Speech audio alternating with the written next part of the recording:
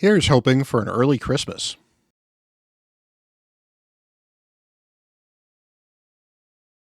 Hello, everyone. Bront, CatHerder here. We're having some fun talking Raid Shadow Legends, and we are here to pull some shards. It is the weekend. We have the portal is glowing gold, and we have a Summon Rush event going on.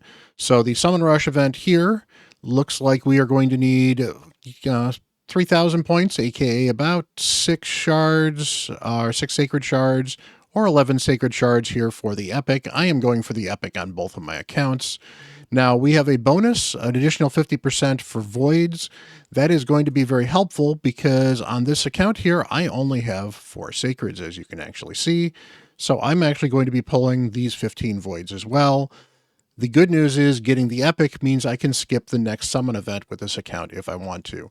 I was tempted to actually pull primals for this instead because I have enough primals to get to there and just pull the primals, especially on this account where I've actually pulled 3 mythicals already. But I believe we are likely to have a 2x everything again for Christmas, including primals. So I'm going to save my primal shards for next weekend. And if I end up skipping that event, I end up skipping that event. And if not, that's fine. Now, this is still going to be just short of the 5,500. That's where the mystery shards come in. I am not going to make you watch that. I am not a masochist. And hopefully you guys aren't either. Although, not to shame you guys. So, first of all, before we got into that, however, I want to go over here and grab my Chimera stuff just to kind of show you what rewards we're getting. So in my alt clan here, it looks like we came in second, and I got the chest right here. I don't know if this is the top chest or what chest this is, but let's see if we get anything interesting from this. So, yay, a 2-star, what are these things? I had actually not gotten one of those before. That's good. Some clan gold and resistance by 3 for each buff on them. Not super exciting. Critical hits destroy 1% target's max HP for each buff on the wearer. Maybe. I don't know if that's particularly exciting. Get that cleared. So, all right, let's pull for the hard chest. We did not actually knock down Brutal yet. Hopefully our clan will this week. Okay, got another 2-star and getting a couple more of these. Lots of these things here. Not amazing. But hey, I'll be able to forge a couple more rare relics, and we're getting a couple of other stuff as well. And then this chest here. So I've got a bunch of these now. That's good. That means I can actually level up a couple of relics to 3 stars, which will be good. Unfortunately, I'm only going to get 1 chest there. So just to show you guys as well, let's go craft a relic or 2. Because again, it's some RNG. And all right, this is one I did not have before, where it receives 2% less damage if under any debuffs. Doesn't seem to be particularly exciting. But right now we're going to keep all of these because that's one of the other ways to level up these relics is to sacrifice 1 relic into another one. And this is the one that was breaking Hydra beforehand, whereas defense increased by 1% for each ally under ally protection buff placed on them. That one doesn't seem particularly useful for this account as well. Oh well, nothing particularly exciting, not a big surprise with those rare things there. So we have a chance on Newt, Duchess, this new dude here. He looks pretty good, and a Snick Track and an Opart in. Now, on this account, I think having a second Newt would be absolutely amazing, and Stag Knight's a beast, so those are the 2 we're pulling for on this account. And then when we get into the voids, I am kind of torn. I would love a Krisk on this account because I have TX, and I think Krisk and TX would be very good. However, I'd also love a Senna. So in fact, I think I'm actually going to remove Krisk and pull for Senna here. I'm only pulling 15 of these, so I'm not expecting much. But let's get into pulling the Sacred Shards here. So I have my Pepsi with me, not a sponsor. Pepsi, you could be a sponsor. Let's make this happen. Get me all kinds of legendaries and get me all kind of Pepsi money, and we will sell some Pepsi. So get some quick pairs to RNGesus. May he bless this account and all the things that we like to do. Let's get some gold. Now, I am nowhere near Mercy on gold shards for these, so I'm honestly not expecting anything. I would also love a Furgon, who will be Furgon until I pull her, and then I will pronounce it properly. but that would get me Mikage on this account. So far, we have not gotten anything really particularly noteworthy. Soul Drinker, no thank you. And finally, that is not gold. That is also not a Furgon. So nothing particularly exciting so far, which is kind of unfortunate. Let's go into the Void Shards, and let's see if we can do a little bit better. So we are going to pull 5 solo Void Shards, and then we will pop in. Obviously, Godseeker is great turn powering as well. This dude here is also not particularly bad, but you know, I'd like to empower my Godseeker if I can, because she's awesome. So let's get going. Again, I'm not expecting a lot because I am not near Mercy, but you know what? Hope springs eternal for all of these things. So Draconis is actually not bad for some of the Void Secret rooms, so if you keep one of them. Reliquary Tender is actually a very good Void Reviver. Also gives you a cleanse as well. Very useful early on for the Nether Spider, so definitely keep one of them around in your account. If you even late game could be a useful champion to have every once in a while. So Rock Beast, not particularly exciting. Harrier, I am not super angry at Harrier because I am not Ash. I guess I certainly should be, but, you know, I'm not. All right, these have been absolutely terrible pulls so far. Let's see if a 10 pull here actually changes this. Again, Pepsi, let's go. Maybe I just need to take a drink. There we go, Pepsi. Let's get it. Alrighty. Dagger, decent decreased defense champion early on, does a decent amount of damage. I think I actually had her in my faction clear. That is a faceless, decent for the faction wars as well. And yeah, that was very nondescript and very non-exciting pulls. So let's see if I can get something a little more interesting on my main. Alrighty, so we are here on my main, and I am going for the new champion here just to show you.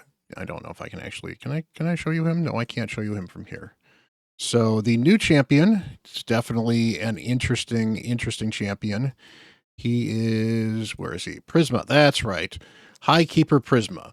Now, he's got this interesting passive here where he's got a 40% chance to basically swap negative or positive buffs for negative debuffs on champions. So it looks like any buff can get swapped at the start of his turn every turn. So I think he could be very interesting both for, I think he'll actually be kind of fun against Amius, so I kind of want to use him against Amius. And I think this could be interesting in Arena, maybe.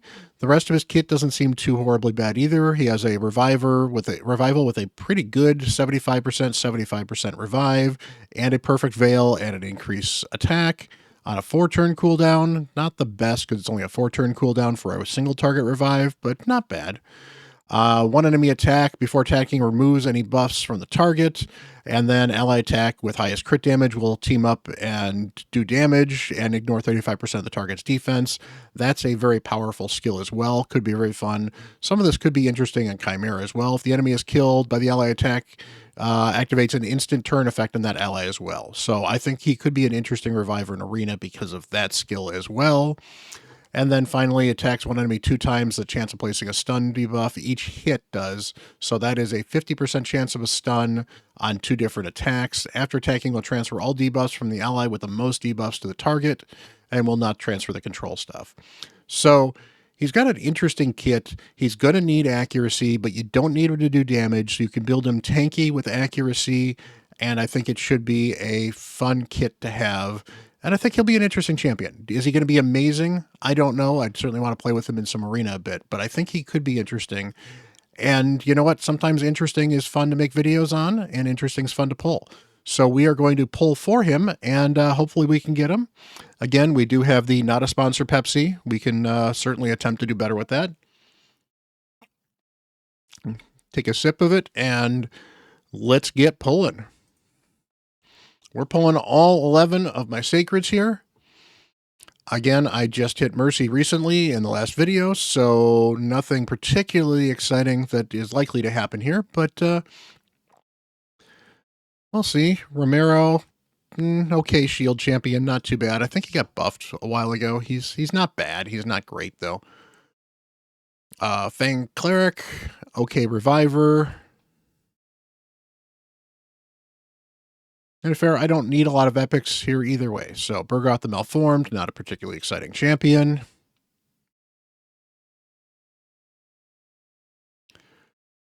Drojin, again, not a particularly exciting champion.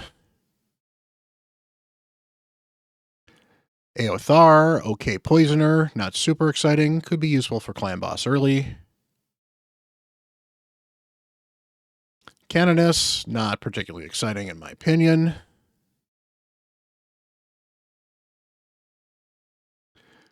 Siege Hulk's not bad. Siege Hulk has got the increased crit rate and increased crit damage here, and then a decreased defense with an increased attack. So Siege Hulk can actually do some decent AoE damage. So he can be a useful epic for progression. He can be a useful epic for the Ogryn faction wars, and certainly could be helpful on some Doom Tower secret rooms, as well as some Centrinos floors as well. Probably worth keeping a Siege Hulk around, building one out, just to make sure you got one on the roster. So I will, if I don't have one built on this account, I will make sure I build him, and if I do, I will be empowering him.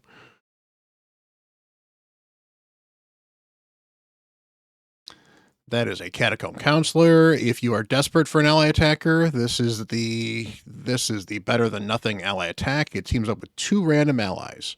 The reason I don't really like this, it's 3 random allies when you get this up here. In Arena, you're not going to have a problem with it, because 3 random allies is everybody else on the team. But in regular content, 3 random allies means you're missing out on somebody ally attacking, which can be difficult to rely on for teams that you need to rely on. So overall, not a huge fan, but, you know, he could be in... Oh, there's gold.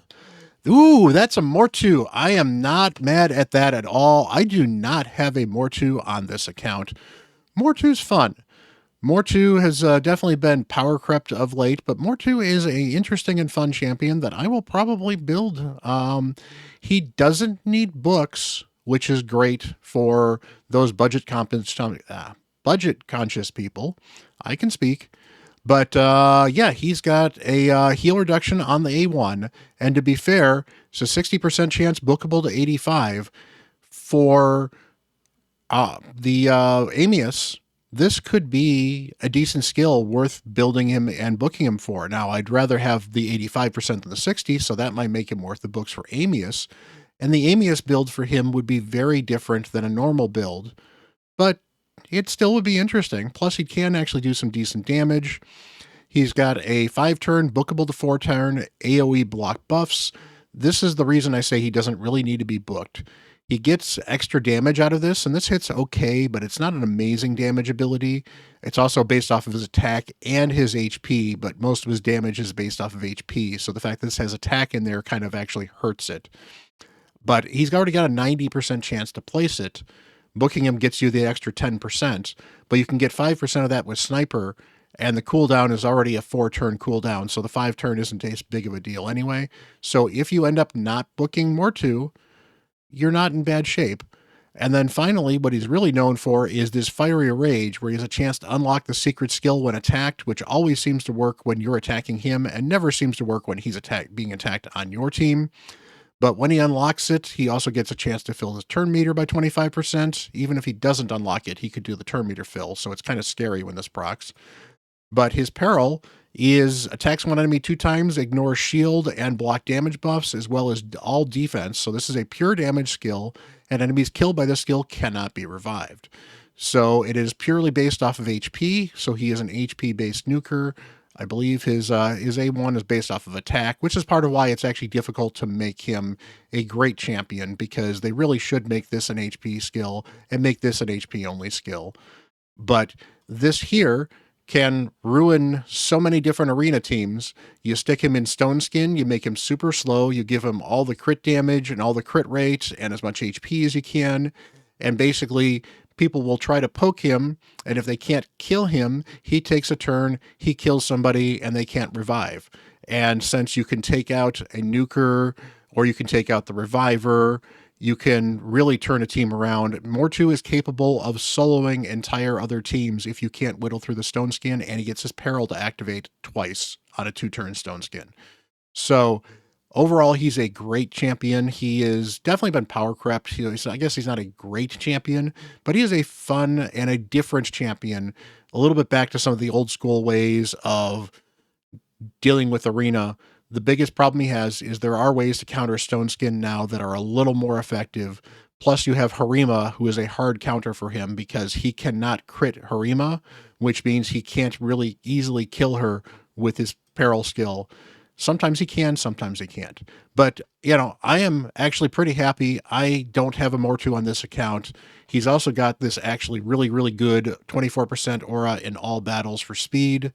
So I'm actually looking forward to building a Mortu out. I think it'll be a lot of fun. So looking forward to the next champ training where I can build him out. But we have one more shard to pull. So let's go pull that shard.